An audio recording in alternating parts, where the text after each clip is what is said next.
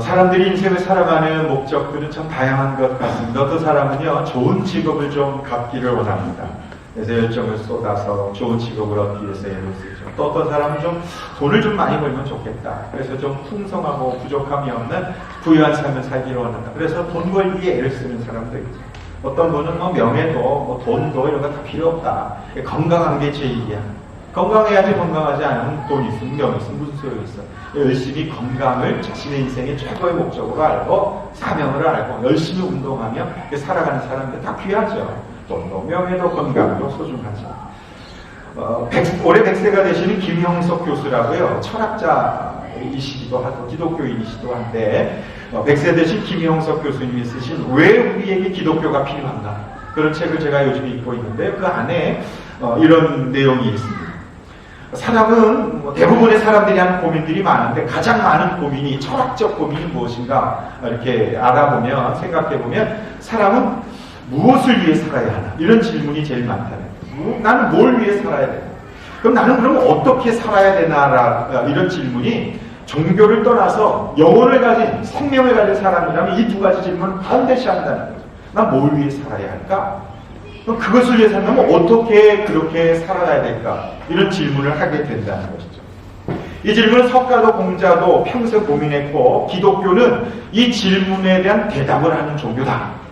이제 일반인들을 위해서 이제 종교다라는 표현을 쓰셨겠지만 그렇게 이야기합니다. 사람은 무엇을 위해서 살아야 하나라고 하는 질문이 인생의 목적에 대한 질문이죠. 인생의 목적은 무엇인가? 인생의 목적을 어떻게 하면 바르게 선택할 것인가라는 것이고, 나는 어떻게 살아야 하나라고 하는 질문은 이 삶의 방법에 대한 문제죠. 바른 인생을 살려면 어떤 방법으로 살아가는 것이 바르게 사는 것인가? 이런 질문과 고민을 안 해보는 사람이 어디 있을까요? 그러나 이런 질문에 대해서 바른 선택을 하지 못하는 결정적 이유는 무엇인가 하면 소유를 인생의 목적으로 삼고 있기 때문에 그렇다라는 것입니다. 내 인생의 목적을 많이 가지는 것, 명예를 얻는 것, 이렇게 소유를 인생의 목적으로 삶으면 어떻게가 달라진다는 거죠. 인생의 목적이 잘못됐다라는 것이죠. 소유가 삶의 목적인 사람은 빈손으로 왔다가 빈손으로 간다는 사실을 모르는 어리석은 선택을 할 수밖에 없다는 것이죠. 여러분 그렇지 않습니까? 빈손으로 왔다가 빈손으로 가는 것이 인간인데 그것을 인식하지 못하면 자꾸 이 세상이 무엇인가 쌓아두려고 하고 가지려고 하고 취득하려고 하고 욕망 속에서, 물론 그게 전혀 나쁘다고 말할 수 없지만 그것을 인생의 목적으로 삼는 어리석은 선택을 하게 되고, 그렇게 되면 어떻게가 달라진다는 거죠. 성경에 나오는 하나님의 사람들의 인생의 목표는 무엇이었을까? 창세기부터 요한계시록까지 오직 한 가지로만 인생의 목적과 어떻게 살아야 되나, 무엇을 위해서 살아야 되는가에 대해서 이 성경은 끊임없이 말씀하고 있는 유일한 한 가지 주제가 있어요. 오직 하나, 이 주제. 그게 뭘까요? 이것은 바로 하나님의 나라에 대한 것입니다. 성경에서 말씀하고 있는 것은 다른 주제가 아니고 오직 하나님의 나라는 무엇인가, 그 하나님의 나라에 들어가려면 어떻게 할 것인가 라고 하는 내용이 일관되게 주장되고 기록되어 있는 것이 성경입니다. 예수님께서도 제자들에게 가르치신 내용은 이 세상에서 어떻게 살 것인가, 이 땅에서 목표가 무엇인가를 말씀하시지 아니하고 하나님의 나라에 대해서 가르치셨다. 누가복음 9장 11절 제가 읽어드립니다. 예수께서는 제자들을 맞이하셨다. 그리고 하나님의 나라를 말씀해 주시고 병 고침을 받아야 할 사람들을 고쳐주셨다. 순서가 바뀌면 안 될 것 같아요. 먼저 예수님은 하나님의 나라에 대해서 가르쳐 주셨고 그 다음에 병을 고쳐주셨다는 거죠. 주님 말씀하시는 것은 하나님의 나라에 대한 것이었어요. 교회에서 우리는 무엇을 원하는가? 하나님의 나라에 대해서 배우고 하나님의 나라에 대해서 꿈을 꾸고 하나님의 나라에 들어가려면 어떻게 할 것인가? 라고 하는 것이 우리가 이 교회에서 배우고 목적으로 삼아야 하는 가장 중요한 주제이어야 하지 않을까요? 더 나아가 예수님은 십자가에 죽으시고 부활하신 다음에도 예수님께서 하신 말씀은 하나님의 나라에 대하여만 말씀하셨어요. 사도행전 1장 3절에 보면 예수께서 고난을 받으신 뒤에 자기가 살아계심을 여러 증거로 드러내셨다. 예수님의 살아계신 증거를 여러 가지로 나타내셨는데 그 예수님은 무엇을 통해 내가 살아있다를 증거하셨을까? 표적일까? 기적일까? 그렇지 않다. 사도행전 1장 3절에 40일 동안 그들에게 여러 차례 나타나시고 하나님의 나라에 관한 일들을 말씀하셨다. 하나님의 나라에 대해서 말씀하셨다는 거예요. 부활하신 예수님이 40일 동안 이 땅에 계시면서. 그러므로 우리의 인생의 목적은 하나님의 나라여야 하고 하나님의 나라가 우리의 인생의 목표여야 함은 그리스도인이라면 두말할 나위가 없는 것이죠. 더 나아가 예수님께서는 이 세상은 끝이 있다 그렇게 말씀하셨어요. 마태복음 28장 20절에 내가 너희에게 명령한 모든 것을 그들에게 가르쳐 지키게 해라. 보라, 내가 세상 끝날까지 항상 너희와 함께 있겠다. 예수님께서는 세상 끝날이 있다, 영원하지 않다 이 세상. 그러나 영원한 하나님의 나라가 있음을 제자들에게 계속해서 말씀해 주신 것이죠. 그런 가르침을 받은 사도 바울은 디모데전서 6장 7절에서 이렇게 증가합니다. 우리는 아무것도 세상에 가지고 오지 않았습니다. 그래서 아무것도 가지고 떠나갈 수 없습니다. 아무것도 가진 게 없다, 온 게 없다, 가지고 갈 것도 없다라는 것이죠. 무슨 뜻일까요? 이 세상에 너무 집착하며 살지 말라는 것이죠. 하나님의 나라를 소망하며 살라고 말씀합니다. 예수님은 한 번 더 이 세상에서 어떻게 성공할 것이냐, 어떻게 명예를 갖을 것이냐, 이 세상에서 어떻게 부자가 될 것이냐, 이 세상에 어떻게 잘 살 것이냐에 대해서 단 한 번도 말씀하신 적이 없음에도 불구하고 우리는 예수님을 통해서 이 땅에서 잘 살기를 바라는, 행복하길 바라는 욕망에 가득 차 있다는 것은 주님이 가르치시고자 하는 것과 너무 다른 신앙생활을 하고 있는 것은 아닌가를 돌아보게 됩니다. 사도 바울도 그래서 오직 하나님의 나라에 대해서만 설교했습니다. 사도행전 19장 8절 바울은 회당에 들어가서 석 달 동안 하나님 나라의 일을 강론하고 권면하며 당당하게 말했다. 사도 바울이 설교한 주제는 오직 하나님의 나라였습니다. 심지어는요, 초대교회에서 가장 먼저 순교한 스데반은 죽어가면서 하나님의 나라에 대해서 이야기를 합니다. 사도행전 7장 55절에 보면 스데반이 이제 돌에 맞아서 죽기 직전에 이렇게 그가 선포합니다. 스데반이 성령이 충만하여 하늘을 쳐다보니 하나님의 영광이 보이고 예수께서 하나님의 오른쪽에 서 계신 것이 보였다. 그래서 그는 보십시오, 하늘이 열려 있고 하나님의 오른쪽에 예수 그리스도가 서 계신 것이 보입니다. 스데반은 죽어가면서 하나님의 나라를 본 거예요. 예수 그리스도를 본 거예요. 이런 마지막에 죽음을 본다면 얼마나 영광스럽겠습니까? 눈이 열려서 하나님의 나라를 보며 이 땅에서의 마지막 호흡을 멈췄던 스데반이 오늘 우리가 어떻게 이 세상을 떠나가야 하는지에 대해서 가르쳐주고 있습니다. 스데반으로부터 육신의 그 생명은 빼앗을 수 있었지 모르지만 하나님의 나라는 결코 빼앗을 수 없었던 거예요. 왜? 하나님의 나라는 이 세상에 있는 것이 아니라 하나님의 나라이기 때문에 하나님으로부터 어찌 하나님의 나라를 빼앗을 수 있었겠습니까? C.S. 루이스는 이런 말을 합니다. 유명한 기독교 작가인데 하늘을 겨냥하라, 하늘을 겨냥하라, 하늘을 바라보라, 그러면 땅을 덤으로 얻을 것이다. 땅을 겨냥하라, 그러면 아무것도 얻지 못할 것이다. 사랑하는 여러분, 오늘 우리의 시선과 우리의 마음과 우리의 관심이 어디 있는지에 대해서 한번 생각해 보았으면 좋겠습니다. 물론 이 세상에서 열심히 살아야 되죠. 부지런히 살아야 되죠. 아침부터 저녁까지 바쁘고 힘든 삶을 살아가야 하지만 그럼에도 불구하고 우리가 놓치지 말아야 될 우리의 관심, 우리의 목적, 우리의 사명은 하나님의 나라여야 하나님의 백성이고 그 하나님의 백성이 하나님의 나라에 들어가게 되는 것이죠. 이 세상의 소망이 크면 클수록 하나님의 나라로부터 멀어지게 된다는 것이죠.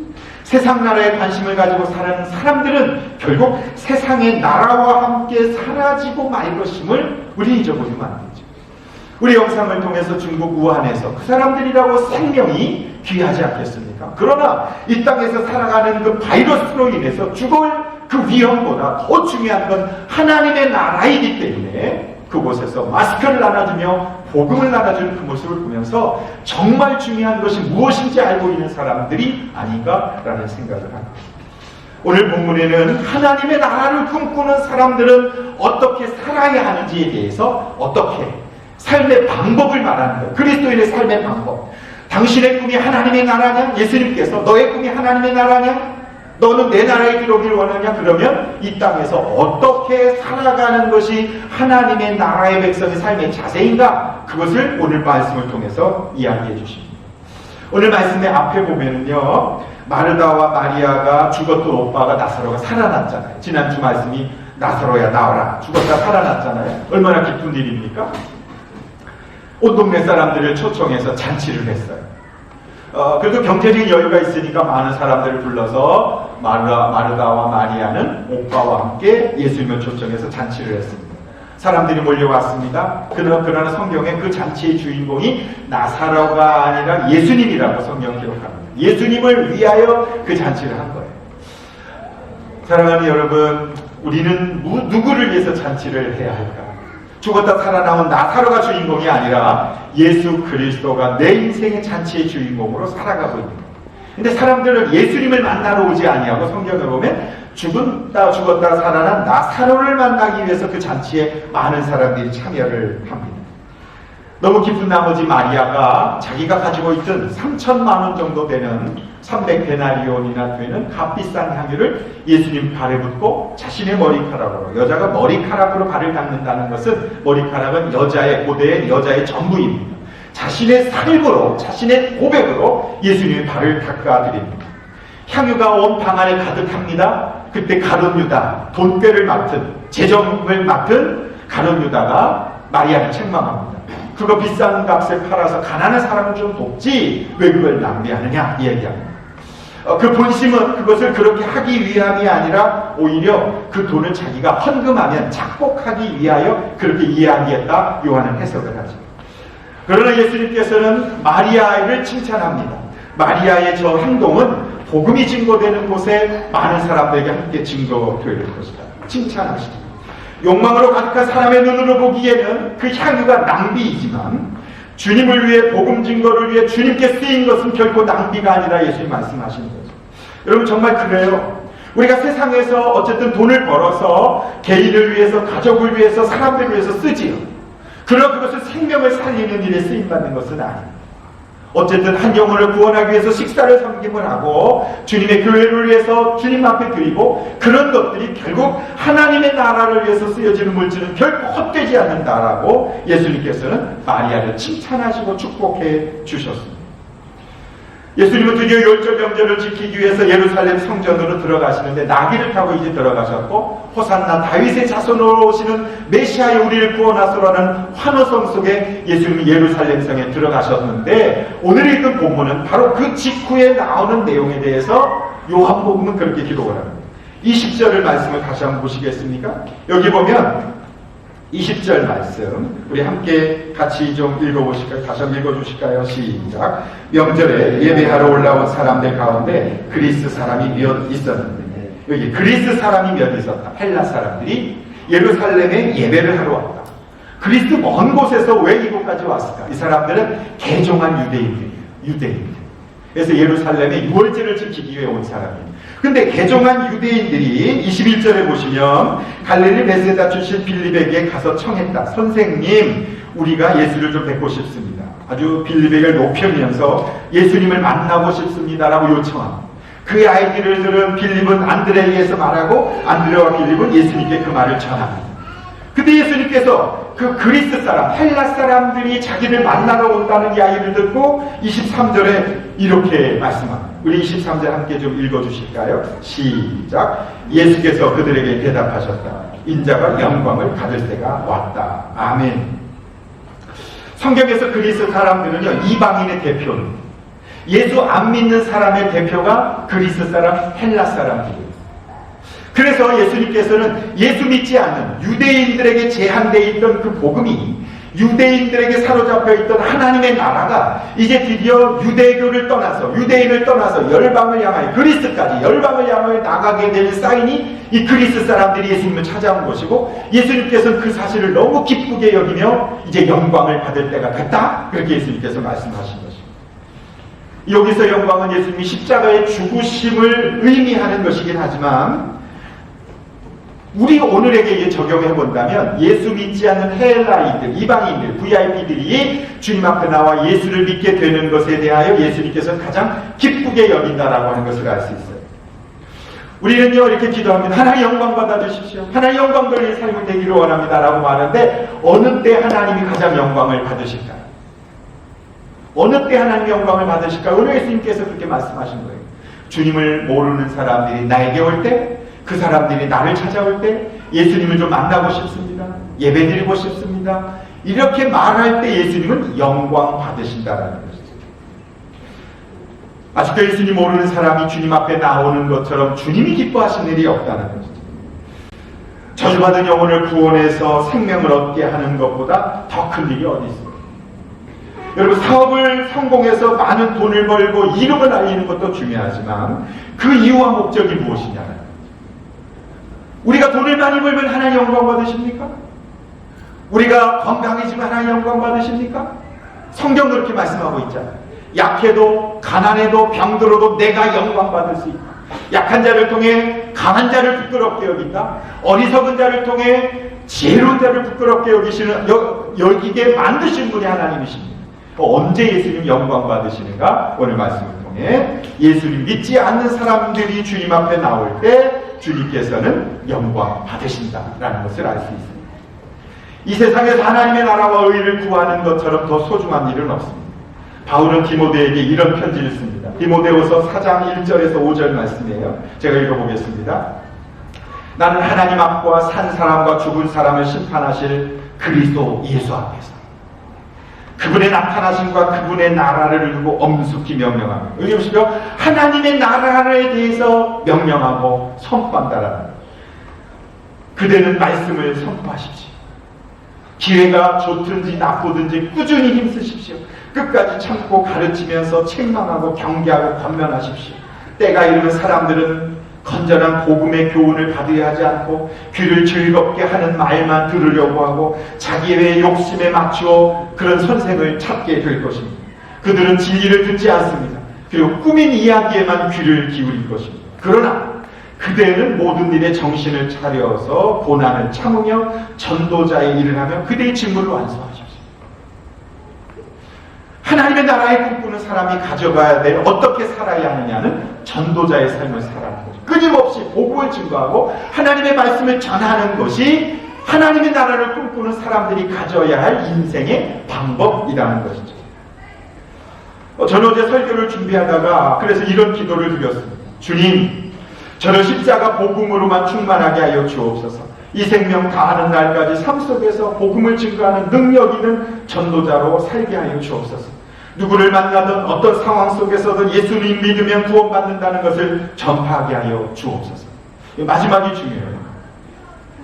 주님, 저를 교회를 경영하는 CEO로 살지 말고 복음을 전하는 전도자로 죽게 하여 주옵소서. 교회를 경영하는 CEO로 살지 말고 복음을 전하는 전도자로 죽게 하여 주옵소서. 사실 하나님이 주님을 모르는 사람에게 복음을 전해서 그가 예수 믿고 세례받고 하나님의 사람으로 제자로 세워나가는 일은 많은 희생과 헌신이 따르는 일이지만 그러나 그것보다 더 소중한 일이 이 세상에 없다고 봐요. 여러분, 우리가 이민생활하면서 누군가에게 밥을 사주거나 이사를 도와주면 얼마나 고마워요. 심지어요, 이게 스폰서를 써주면 비자 문제를 해결해주면요 평생 내가 당신의 은혜를 잊지 않겠다고 할 만큼 너무 기뻐하고 너무 좋아요. 호주에 거주할 수 있도록 인도를 해준다는 것처럼 큰 도움이 어디 있겠습니까? 그것처럼 큰 사랑과 섬김이 어디 있겠습니까? 하물며 호주에서 살아가는 도로 비자를 돕는 일에도 사람들을 감격하며 평생을 잊지 않겠다고 고마우며 명절 때마다 좋은 일 있을 때마다 찾아오고 전화오고 기뻐하는데 영원한 하나님의 나라를 전해주고 그 하나님의 나라에서 영원히 살 수 있도록 인도해 주는 것처럼 큰 기쁨과 큰 감격과 큰 능력과 큰 은혜가 어디 있겠습니까? 내가 만약 정말 하나님의 나라를 믿는다면, 내가 정말 예수 믿고 하나님의 나라를 들어가게 된 나 같은 죄인이 그런 은혜를 내가 받았다고 믿는다면 우리가 어찌 하나님의 나라를 전하지 않을 수가 있겠습니까? 여러분, 밥 사주십시오. 도와주십시오. 사랑을 전하십시오. 그러나 그것이 목적이 되어서는 안 돼요. 내가 착한 사람, 내가 좋은 사람, 저 사람 교회 다니는데 그리스도인이 참 좋은 사람이야, 이런 이야기 들으려고 하지 마십시오. 그 이야기 끝이 뭐예요? 그 이야기 결과가 뭐예요? 좋은 사람이라는 이야기 듣고 싶은 거예요? 그게 아니죠. 그것을 통하여 예수 그리스도를 만나게 하고 그분은 생명이십니다. 그분이 당신의 모든 죄를 대신하여 죽으셨습니다. 복음을 전하기 위해서 내가 도구가 되어야지. 이 세상에서 좋은 사람이야, 착한 사람이야, 저 사람 훌륭해, 이게 무슨 의미가 있겠냐. 나를 통해 생명이 전달될 수 있는 하나님의 일하게 되는 것, 그것이 하나님의 나라를 꿈꾸는 사람의 삶의 이유와 목적이 되어야 하지 않을까요? 그것처럼 감격스러운 일이 어디 있습니까? 저는 자주 꿈을 꿉니다. 주여, 내가 하나님의 나라가 있을 때 어떤 사람이 목사님이 나에게 전해준 그 말씀 한마디, 하나님이 당신을 사랑하십니다, 예수 믿으세요, 그 말 한마디에 내가 오늘 이곳에 구원받고 하나님 나라에 왔습니다 라고 반가워하는 사람이 많아질 수 있기를, 그런 소망을 갖고 있어요. 그게 저의 꿈이에요. 그래서 전 전도하는 것이 가장 행복하고 가장 기쁘고, 전도하는 것이 내 인생의 최고의 목표와 사명이라고 저는 믿고 있어요. 그거 외에는 이 세상에 누리고 가질 수 있는 것은 아무것도 없다고 저는 확신을 해요. 왜냐하면 하나님의 나라가 가장 소중하기 때문에 그런 거예요.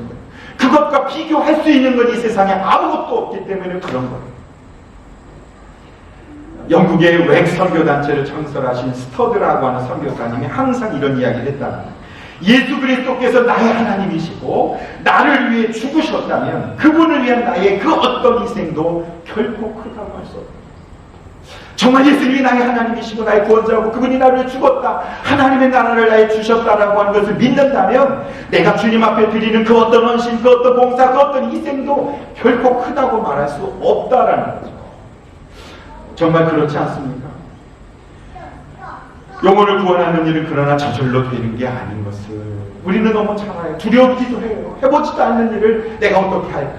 그래서 오늘 24절 말씀이 필요한 거예요. 우리 24절을 우리 다시 한번 같이 읽어주시겠습니까? 시작. 내가 진정으로 너희에게 말한다. 미랄 하나가 땅에 떨어져서 죽지 않으면 하나의 그대로 있고 죽으면 열매를 많이 맺는다. 아멘. 물론 여기서 미랄은 예수님 자신을 말합니다. 내가 미랄이야. 여기 보면 땅에 떨어져서 그랬어요. 이 땅에 내려와서 죽으시는 거예요. 예수님이 하늘의 보좌를 버리시고 이 땅에 내려와 죽으셨기 때문에 영적인 영혼의 열매를 맺는 것처럼, 그리고 그 말씀하신 거예요. 내가 안 죽으면 너희 구원 못 받는다, 이 말씀하시는 거예요. 동일하게 그 예수 그리스도의 생명의 씨를 내 안에 받아들인 사람들의 떨어져 죽으라라는 거예요. 너가 이 세상에서 죽어야 하늘에서 열매를 맺을 수 있다 말씀하신 거예요. 예수님은 자주 천국을 겨자씨 비유로 말씀하셨어요. 천국은 마치 어떤 사람이 밭에 갖다 뿌린 겨자씨와 같다. 너무 작다, 보잘것없다. 그러나 그것이 자라면 나무가 된다. 그리고 공중에 새들이 깃든다. 여러분, 우리가 아무것도 아닌 것 같지만 우리 안에는 생명이 있는 거예요. 오늘 우리 안에는 하나님의 은혜가 있는 거예요. 내가 얼마나 대단한 존재인지를 기억하셔야 돼요. 왜? 내 안에 예수 그리스도가 있으니까. 단지 내 안에 그 생명이 있기는 하지만 내가 깨어지지 않았기 때문에 생명의 역사가 나타나지 않는 거예요. 여러분, 전 시골에서 자랐기 때문에 감자를 씨를 땅에 이렇게 심어요. 그러면 싹이 나와요. 그럼 감자가 어느 정도 커서 이제 캘 때 되면 이렇게 깨면은요, 그 밑에 감자가 엄청 많이 달렸잖아요. 그런데 처음에 심었던 그 씨 있잖아요. 감자 씨. 그거는 쪼글쪼글해서요, 조그만해졌어요. 그 안에 알맹이가 양분이 싹 빠져나가가지고 그 양분이 싹 빠져나가면서 싹이 난 거고요. 줄기가 난 거고요. 그러면서 밑으로 감자들이, 많은 감자들이 만들어진 거예요. 그 처음에 있는 그런데 이렇게 뽑아보면은요, 알맹이가 하나도 없는 감자가 있어요. 그거 뭐냐면 걔가 안 죽은 거예요. 그대로 있는 그 감자는요, 옆으로 열매가 안 열립니다. 똑같은 원리예요. 씨가 땅에 떨어져, 미랄의 씨가 보리씨든 밀씨든 감자씨든 무엇이든 땅에 떨어져 죽어야 그 죽음을 통해서 영양분이 공급돼서 죽어내 또 다른 열매를 많이 맺을 수 있는 거죠. 씨앗의 생명은 껍질에 있는 것이 아니고요, 그 씨 속에 있다는, 그 안에 생명이 그 안에 있습니다. 그래서 껍질이 깨져야 돼요. 자아가 깨져야 돼요. 그래서 25절 말씀을 보십시오. 25절. 열매를 맺으려면 어떻게 해야 되나? 25절 시작. 자기의 목숨을 사랑하는 사람은 잊을 것이요, 이 세상에서 자기의 목숨을 미워하는 사람은 영생을 이루도록 그 목숨을 보존할 것이다. 여기 목숨이라고 번역된 단어는요, 육체, 육신, 정욕 이런 것으로도 해석이 되지만 또 다른 의미로는 이 목숨이라는 단어가요, 내 소원, 내 자아, 내 뜻, 내 의지라는 것으로도 해석이 돼요. 두 가지가 있어요. 내 목숨을 미워하면, 내 목숨을 싫어하면 이 뜻은 내 의지, 내 생각, 내 소원을 미워하면, 그리고 하나님의 뜻, 하나님의 소원, 하나님의 의지를 받아들이면 그런 많은 열매를 맺는다. 영생에 이르도록 그 생명이, 그 은혜가 유지될 수 있다라는 것이죠. 그래서 예수님을 따라가려면, 열매를 맺으려면 내 의지와 내 소원을 부인할 때 목숨이, 생명이 보존될 수 있다. 그래 바울은 날마다 나는 죽노라 그렇게 이야기한 것이죠. 갈라디아서 2장 20절에 바울은 이렇게 고백을 합니다. 그리스도와 함께 십자가에 못 박혔나니 그런즉 이제는 내가 산 것이 아니요 오직 내 안에 그리스도께서 사신 것이라. 여러분, 우리가 이렇게 기도하죠. 하나님, 저를 좀 죽게 해주세요. 죽을 수 있게 해주세요.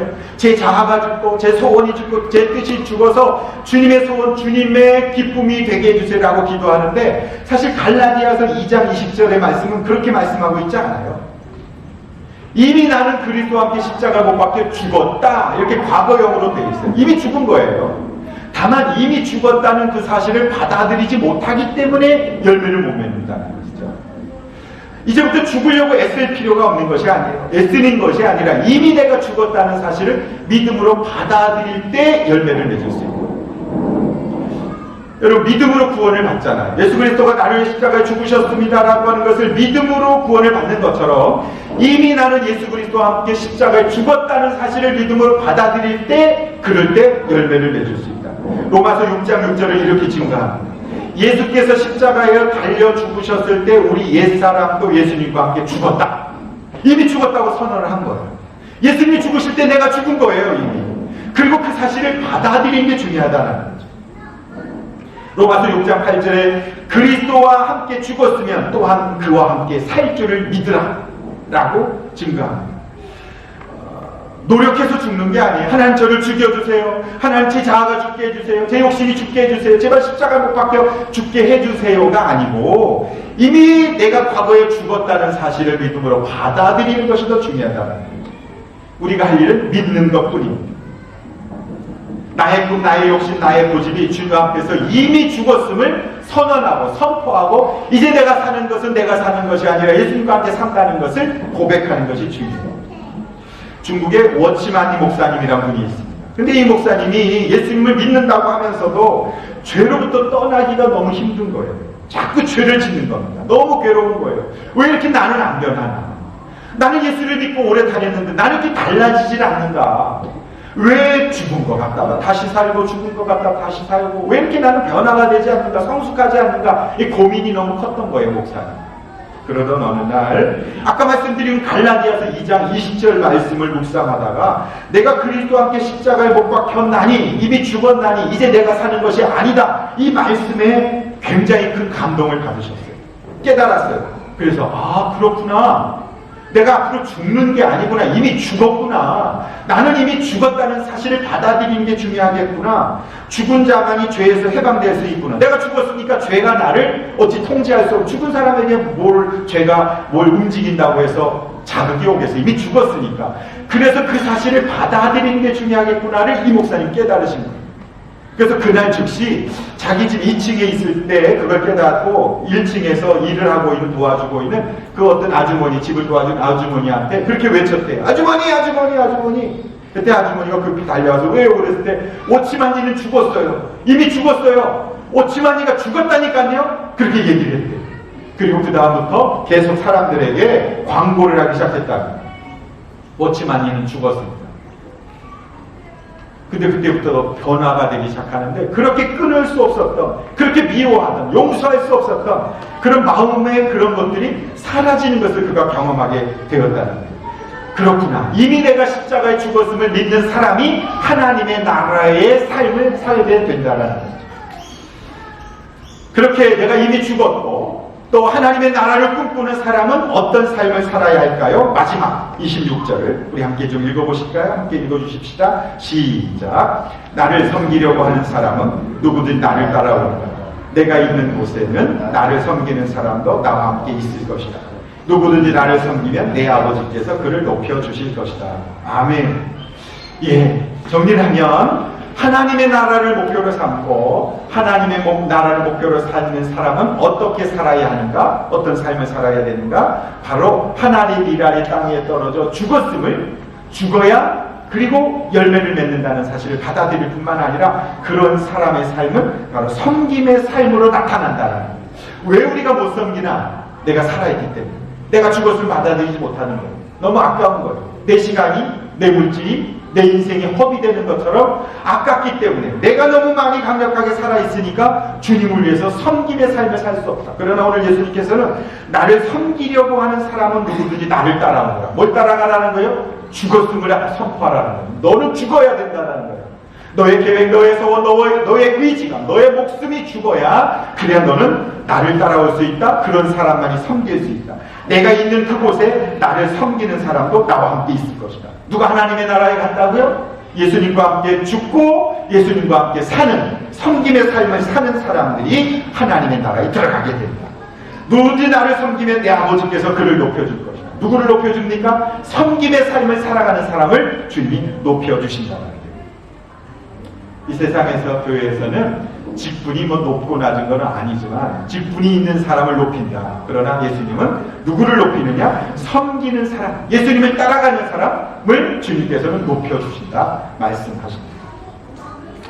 한 사람의 희생이 중요한 것 같아요. 다른 사람이 아니라 내가 중요한 것이죠. 내가 예수님과 함께 이미 죽었음을 믿음으로 받아들이십시오. 하나님의 나라를 꿈꾸십시오. 그리고 내가 이 땅에 떨어져 이 세상에서 내 자아와 내 욕망과 내 욕심이 죽으면 죽을수록 많은 열매를 맺는다는 사실을 우리 받아들이십시오. 말씀을 마치면서 혹시 여러분 퍼스트 펭귄이라는 얘기 들어보셨어요? 퍼스트 펭귄. 제가 영상을 봤는데요. 과학자들이, 동물학자들이 연구를 한 거예요. 남극에 갔는데 펭귄이 그 얼음 위에, 큰 얼음 위에 수백 마리가 있어요. 근데 이 수백 마리가 가만히 이렇게 추위에 있다가, 펭귄이 있다가 배가 고프잖아요. 배가 고프니까 이제 물속으로, 바다로 뛰어들어야 되는 거예요. 근데 바다로 뛰어들지를 못해요. 그래서 이 수백 마리가 이쪽으로 루루루루 갔다가 다시 이쪽으로 왔다가 계속 왔다 갔다 그러기만 하는 거예요. 왜 못 뛰어내리냐? 배가 고픈데 왜 물속으로 못 들어가는가? 그 바닷속에는요, 바다 이 표범, 이러는 것이 있는 거예요. 바다 표범, 펭귄을 잡아먹는 그런 더 강한 것이 있어서 뛰어들면 죽는 거죠. 죽는 펭귄이 너무 많은 거예요. 그런데 신기한 건 그 펭귄이 왔다 갔다 그렇게 한참을 막 1시간, 2시간을 계속 왔다 갔다 하다가 드디어 맨 앞에 있는 한 마리가 바닷속으로 뛰어들었어요. 그러자마자 순식간에 뒤에 있는 펭귄들이 막 뛰어드는 거예요. 사정없이. 그럼 그 물속을 찍었는데 바다 표범이 막 수십 마리가 다니면서 이제 펭귄을 잡아먹기 시작하는 거예요. 근데 바로 그때 맨 앞에서 뛰어드는 그 펭귄을 퍼스트 펭귄이라고 말합니다. 놀라운 건 두려워서 우왕좌왕하고 먹이를 구하기 위해서는 차가운 바다로 가장 먼저 뛰어들어야 되는데 두렵고 불안하고 무서워서 뛰어들지 못하는 바로 그 순간에 퍼스트 펭귄이 뛰어드는 순간 뒤에 있는 펭귄들이 뛰어들어서 비록 나는 죽지만, 죽을 수도 있고 안 죽을 수도 있지만 뒤에 있는 펭귄들이 먹이를 구할 수 있게 되는 거예요. 퍼스트 펭귄이 기업에서 자주 사용하는 말이기도 합니다. 위험하고 불확실성적인 상황 속에서 다른 펭귄의 참여와 도전을 이끌어내는 퍼스트 펭귄이 그 기업에 있으면, 그 회사에 있으면 거길 따라가게 됩니다. 한 번도 해본 적이 없는, 도전해보지 않는 이런 상황 속에서 쩔쩔매고 있는, 불안해할 때 퍼스트 펭귄이 뛰어들므로 다른 사람들을, 조직을 이끌어가는 가장 최앞서 있는 리더를 퍼스트 펭귄이라고 말합니다. 저는 안디옥 교회에, 우리 안디옥 교회가 퍼스트 펭귄의 역할을 좀 했으면 좋겠어요. 그랬더니 어떤 분이 목사님이시네요. 그렇게 얘기를 하시더라고요. 네, 맞습니다. 제가 퍼스트 펭귄입니다. 제가 하나님이라는 얘기를 원하는 것이죠. 저도 복음의 바다에, 은혜의 바다에 내가 뛰어들며 나를 따라서 수많은 펭귄들이 뛰어들기를 소망하는 그런 마음이 있어요. 사랑하는 여러분, 두려워하지 마십시오. 걱정하지 마시고, 내가 안 해본 것이기 때문에, 내가 해본 일이 없기 때문에 그런 일이 아니라 퍼스트 펭귄이 되셔서 은혜의 바다에, 말씀의 바다에, 섬김의 바다에 뛰어들면 나를 따라서, 내가 하나님이라는 썩어지면 나를 따라서 수많은 영혼들이 살아나게 될 것을 한번 꿈꿔보시지 않겠습니까? 우리 교회가 이제 2년이 되었습니다. 하나님 일하게 될 사람들이 필요한 것이죠. 눈치 보고 누가 하겠지 구경꾼들이 아니라 모든 여러분들이 다 퍼스트 펭귄이 되셔서 가정에서 앞장서서 자녀들 앞에서 솔선수범하면서 헌신과 섬김과 하나님의 나라를 꿈꾸는 그런 위대한 역사와 결단이 우리 모두를 통해서 있게 되기를 주님의 이름으로 축원합니다. 우리 찬양